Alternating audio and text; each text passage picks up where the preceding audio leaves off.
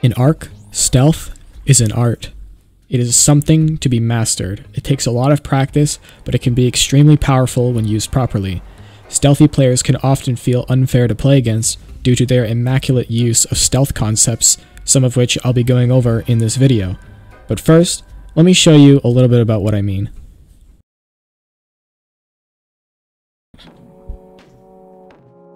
It's like...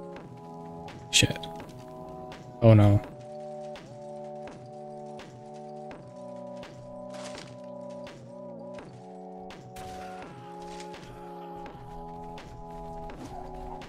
Fucking hell.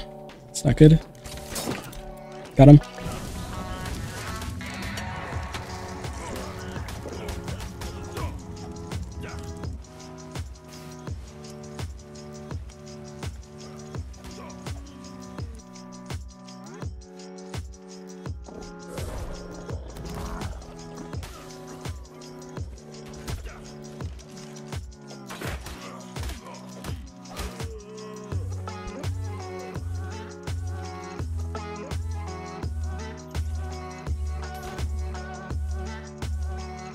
Got him.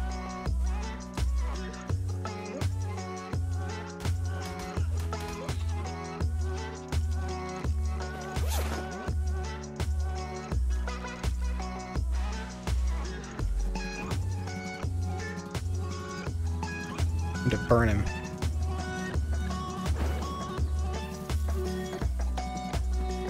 Heck.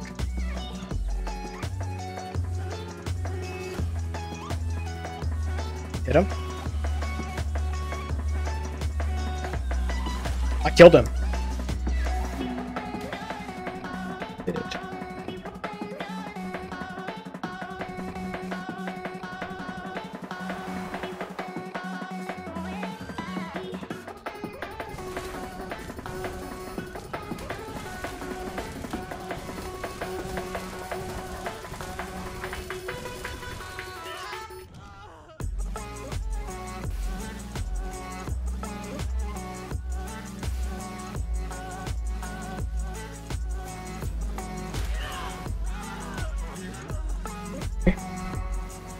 Shit.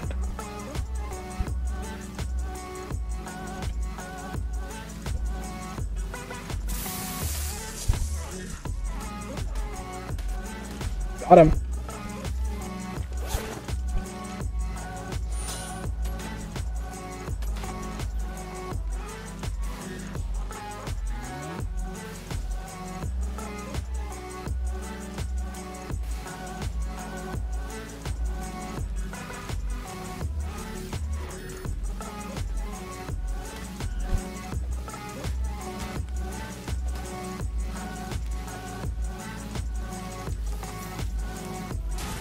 Now that you've decided that you want to become a stealth god, I'm going to show you a few things that'll help you get there.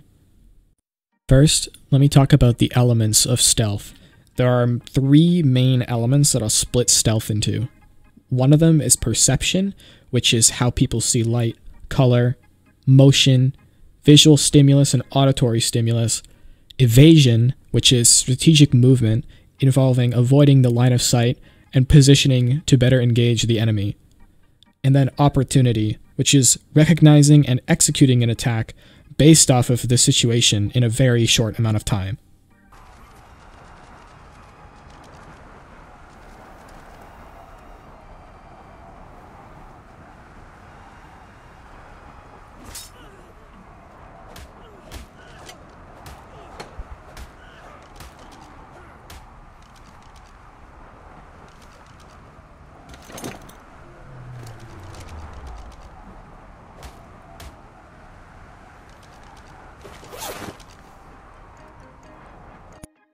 So the first thing I want to talk about is the first element, which is perception.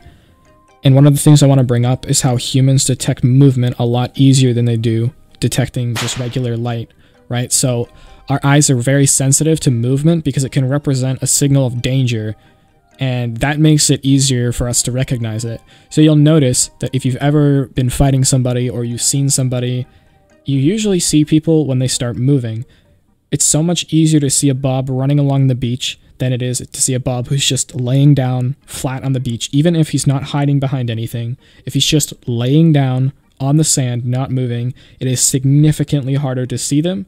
And this is another reason why I don't play with a super high FOV, because it gets to the point where things are so zoomed out that everything else is super tiny. So when you're looking down on something from a very far distance, it can be even hard to pick out a moving target because they're so small. Now, you've probably never seen anybody hide here at Greenob because it seems like a really dumb spot. To be fair, it seems really stupid, but I'm doing it to prove a point. So you think this might only fool one guy who's stupid? Yeah, well, just wait. You'll see. You'll see what happens. We fool not one, not two, not three, but 4 different people, all in the same group at Greenob. Not to mention, 2 of them are using creatures that literally have heat vision and can see me.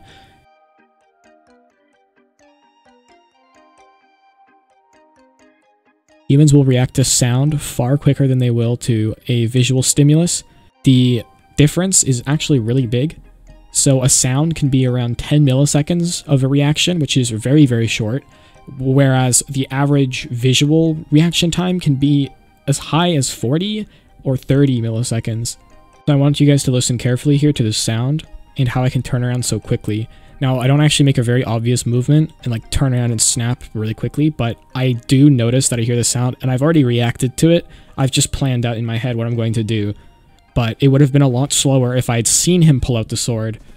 And it's also sneakier, right? Because if I hear the sound, he doesn't know that I've heard the sound. He might even assume that I haven't heard anything at all. So when I instantly turn around and punch him, he would not expect that.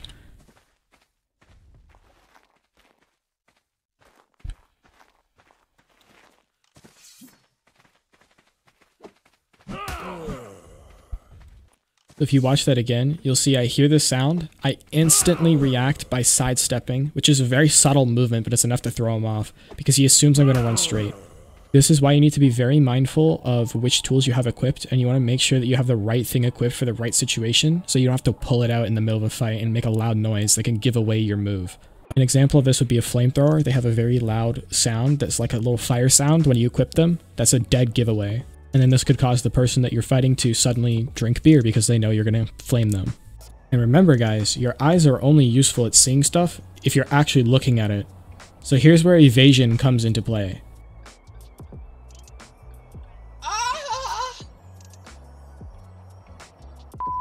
Proper use of evasion is crucial.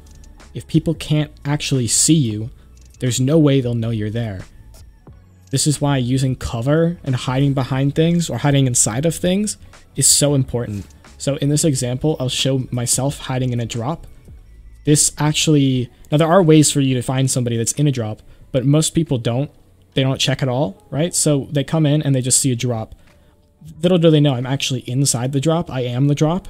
I'm essentially evading them. Now I'm not actually using anything like perception. Like, I'm not hiding in plain sight, I'm not standing, well, I am standing still, but they can't see me either way. I'm actually completely invisible to them because there's something blocking their vision.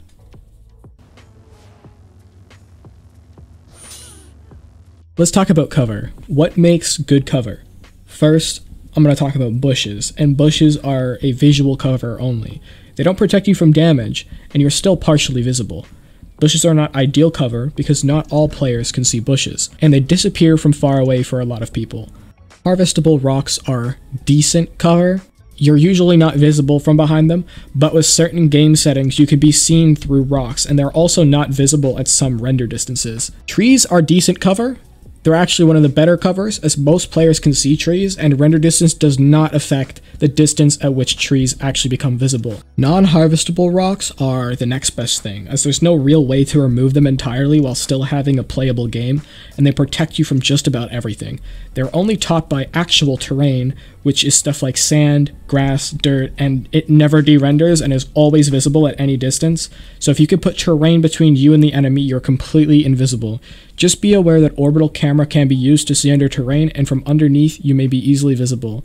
Now, water doesn't exactly protect you at all from damage, but it does make you mostly hidden. You're still visible through the water, but it's really difficult to pick out a player who is relatively deep in the water without very specific game settings, and being underwater is also the best way to put terrain between you and the enemy. Now the final aspect is opportunity, which is by far the hardest thing to master. Recognizing when you can and cannot go in is probably the most important skill and the hardest skill to master, and I don't think I've even mastered it to this day, but I can say that if you want to improve at it, a general rule of thumb is that the safest choice is always the best choice when it comes to stealth. Now, knowing what somebody is planning to do or what they're trying to do is an important part of forming an engagement or an ambush. If you know what they're trying to do, you can formulate and kind of guess at where they're going to be or what they're going to be doing and how they will react to your attack. So if somebody's trying to upload, you can safely assume that they're probably not going to be able to react to you for at least like 2 seconds. And then they're going to have to equip a weapon, they're going to have to equip a cryopod or something. If they want to fight back, they're going to have to, there's a lot of setup before they're able to do that. So these are things you need to think about before you go into the engagement. There's a few things you should keep in mind before every engagement. You want to think about these consciously before you go into the engagement. What can go wrong? What can I do to them? What can they do to me? What would cause my plan to fail? What is the likelihood that it will fail? What will I lose if I die? What will I gain if I win? Alright, so in this fight, it's important to note that I'm getting my 3-tier buff, so I'm doing 3 times the amount of damage. That's an important thing before the fight starts. So what can go wrong here? We know that this guy can't really kill us because our saddle has too much armor. There's very little chance that he can freeze us out of the air that fast. So there's actually not very much that we can do. As long as we don't get too close to the ground to get Z'd, we should be completely safe. I can kill this guy in a few hits, so I know that I can kill them extremely quickly if I come out of the water and I ambush him from the sky where he's not expecting it. I know that he can do very little to me in terms of damage because I have like 10,000 health or so, and my saddle's pretty good. He's not going to be able to keep his beam on me for long enough, and if he did somehow freeze me, I'd be high enough off the ground that I wouldn't be taking that much damage anyway. The only way that this fails is if I don't hit my shots, or he gets, like the mana is standing like in the way of him and I'm not able to hit him instead of hitting the mana. That could happen, and I would get away and I would survive, but I wouldn't be able to get the kill. It's important not to make extreme or radical assumptions of what could happen in the fight. There's always a possibility that a random second player could show up at any time, but that should not be factoring into your decision to make an engagement, because that is a factor in any fight. Anybody could randomly show up technically at any time.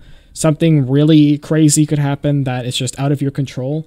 Those things are not relevant, and they should not be factored into your decision making unless you actually know that there is another player around, in which case you should consider it.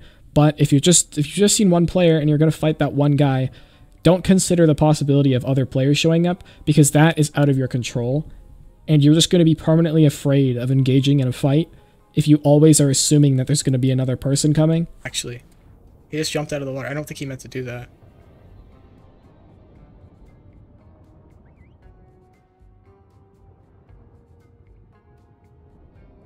He's regenning. No, he has no stam.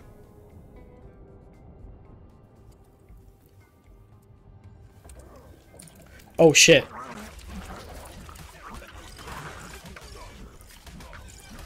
Break me out, break me out.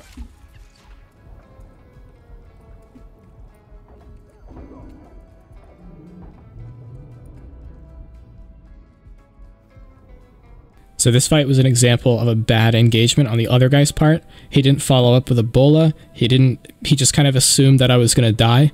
He didn't really secure the kill properly. Now, this is also a time where a second player shows up and I'm not prepared for it. I still survive, but to be honest, if he had played it properly, I would have easily died. If I had gone around assuming that there was always going to be another player appearing at any time, I would never even get into these fights in the first place. It's like assuming that the game is going to crash at any point in time. Like, sure, it can happen, but it shouldn't actually even hold any weight in your decisions.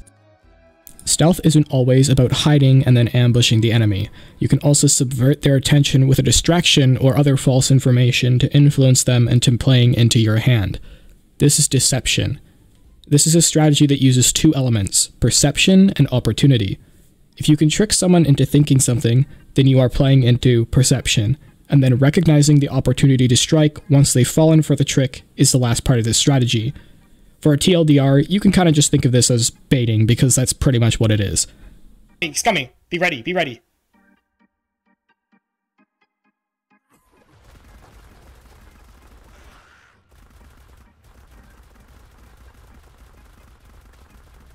Micro-stunned him.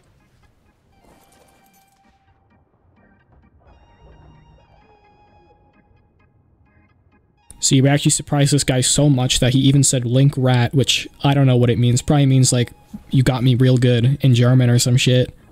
Stealth plans are best executed when the enemy is distracted or busy doing something. So this could be something like taming. It could be something like opening the terminal, looking at the inventory of a tame. It's basically anything they're busy with that will drastically slow down the reaction to your attack.